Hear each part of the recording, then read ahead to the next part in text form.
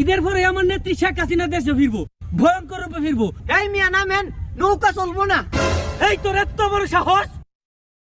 সাহসের দেখছেন কি? নৌকা থেকে নামেন, নাইলে ট্যাঙ্কি নলা ভেঙে লাগবে। আগেই তো ভালো ছিলাম।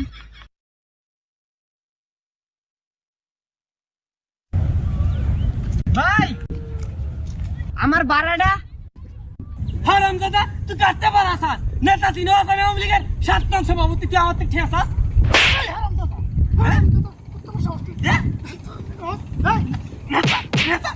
নেতা ছিল? সাতটা মামলা দিবে। সাতটা মামলা। মনে রাখিস, যেই নৌকার বইটা লিয়ে তুই আজকে জুলুম করছস, এই নৌকার বইটা থাকবো, কিন্তু চালানির লাগি নৌকা পাইতে না।